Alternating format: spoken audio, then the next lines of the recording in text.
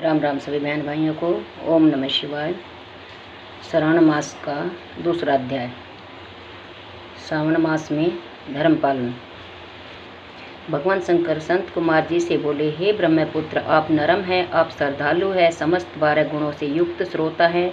आपने श्रावण मास के बारे में जो पूछा है तथा जो पूछने से रह गया है वह सब मैं तुम्हें विस्तार पूर्वक बताता हूँ।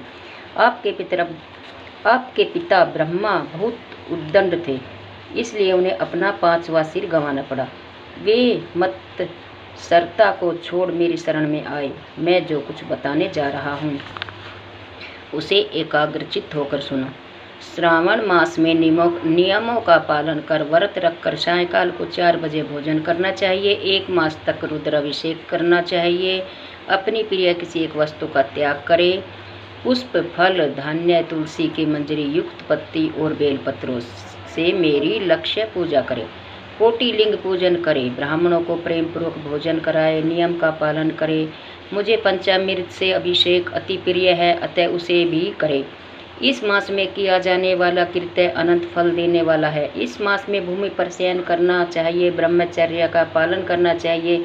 सत्य बोलना चाहिए। पत्तल में भोजन करें। प्रातःकाल स्नान ध्यान करें। इंद्रियों को वश में रखना चाहिए। एकाग्र मन से प्रतिदिन मेरी पूजा करें। इस महीने में मंत्रों का पूर्व श्रवण भी उत्तम सिद्धि देने वाला है। गायत्री मंत्र और ओम नमः शिवाय का जाप करें। श्री सूक्त का जाप और भी अधिक फलदायक है। गृह यज्ञ, कोटि होम, लक्ष्य होम तथा अयुक्त होम करने पर सदैव फलता है और मनवांछित फल प्राप्त होता है। जो प्राणी इस महीने में एक दिन भी व्रत को छोड़ देता है वह महाप्रलय तक घोर नरक में जाता है। उसे मुझे श्रावण मास से अधिक और कोई भी मास प्रिय नहीं है। यह मास फलदायक है तथा निष्काम भाव से किए गए कर्म के फलस्वरूप मोक्ष प्रदान करने वाला है। हे सनत कुमार, इस मास में करने योग्य जो धर्म कहे गए हैं उन्हें ध्यान पूर्वक सुनो। रविवार को सूर्य का व्रत करना चाहिए। सोमवार का दिन मेरी पूजा का दिन है। श्रावण मास में प्रथम सोमवार से प्रारंभ करके 3.5 मास तक अर्थात कार्तिक मास की अमावस्या तक होने वाला संपूर्ण कामना का अर्थ सिद्ध प्रदाता रोटक नामक व्रत कहलाता है। मंगलवार के दिन मंगला गौरी का व्रत रखा जाता है। बुधवार को बुद्ध का व्रत, बृहस्पतिवार को गुरुदेव का व्रत, शुक्रवार को जीवंतिका देवी का व्रत रखते हैं। शनिवार को हनुमान तथा नरसिंह का व्रत रखा जाता है। अब मैं तुम्हें तिथियों के अनुसार होने वाले व्रतों को बताता हूँ। श्रावण मास के शुक्ल पक्ष की द्वितीया तिथि को ओदंबर नाम का व्रत होता है। शुक्ल पक्ष की तृतीया को गौरी का व्रत होता है। श्रावण शुक्ल चतुर्थी को दुर्वा गणपति नामक व्रत होता है। इसे विनायक चतुर्थी व्रत या गणेश चौथ का व्रत कहते हैं।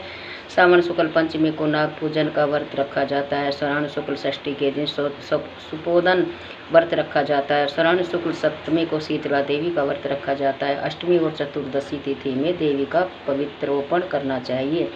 श्रावण मास की कृष्ण तथा शुक्ल पक्ष की नवमी को नवकृत व्रत का विधान है। शुक्ल पक्ष की 10वीं को आशा नामक व्रत किया जाता है। कोई कोई मनुष्य श्रावण मास की दोनों पक्षों की शुक्ल और कृष्ण की एकादशी को आशा व्रत रखते हैं। श्रावण शुक्ल पक्ष की द्वादशी को भगवान विष्णु का पवित्रोपण करना कहा गया है, इसलिए इस तिथि को भगवान हरि का श्रीधर नाम से अर्चन उत्तम गति प्रदान करता है। श्रावण शुक्ल पक्ष पूर्णिमा को उत्तर्जन, उपाकर्म, सबादी, रक्षाबंधन, श्रावणी कर्म, सर्पबलि तथा हयग्रीव जयंती मनाई जाती है। हयग्रीव नामक भगवान विष्णु का अवतार माना गया है। उपरोक्त 7 व्रत श्रावण शुक्ल पूर्णिमा को मनाए जाते हैं। श्रावण कृष्ण चतुर्दशी को संकट चतुर्थी, जैसे आम भाषा में संकट चौथ कहते हैं, तथा कृष्ण पक्ष की पंचमी को मानव कल्पादि व्रत रखा जाता है। श्रावण कृष्ण अष्टमी को भगवान श्री विष्णु ने श्री कृष्ण नाम से 16 कलाओं से युक्त अवतार लिया था। उस दिन व्रत तथा महोत्सव मनाया जाता है। श्रावण मास की अमावस्या के पिठोरा व्रत का विधान है। इस दिन कुशों प्रदान करें और वृषभों का पूजन करें। श्रावण शुक्ला पक्ष को प्रथमा से लेकर समस्त तिथियों के अलग अलग देवी देवताओं के प्रतिपदा के अग्नि, द्वितीया के ब्रह्मा, तृतीया तिथि को गौरी, चतुर्थी को गणेश, पंचमी तथा पंचमी के नाग, षष्ठी तिथि के सगन, सप्तमी तिथि के सूर्य, अष्टमी तिथि के भगवान शिव, नवमी तिथि की दुर्गा, 10वीं तिथि के यम, एकादशी तिथि के विश्वदेव स्वामी है, द्वादशी तिथि के श्री हरि, त्रयोदशी तिथि के कामदेव, चतुर्दशी तिथि के शिव और पूर्णिमा के स्वामी चंद्रमा, अमावस्या के स्वामी पितर हैं। जिस देव की जो तिथि है उस तिथि को उस देवता की पूजा अर्चना करनी चाहिए। इस श्रावण मास में प्राय अगस्त्य नक्षत्र का उदय होता है। सिंह राशि पर सूर्य के संक्रमण के दिन से 12 अंश 40 घड़ी बीत जाने पर अगस्त्य नक्षत्र ऋषि का उदय होता है। अक्षत ऋषि को 7 दिन पहले से ही अर्घ्य देना शुरू कर दे। 12 महीनों में सूर्य भगवान अलग अलग नाम से प्रज्वलित होते हैं। श्रावण मास में गर्भास्थ नाम से प्रज्वलित होते हैं, इसलिए श्रावण मास में भक्तिपूर्वक सूर्य देव का पूजन करना चाहिए। श्रावण मास में साग का त्याग करना चाहिए।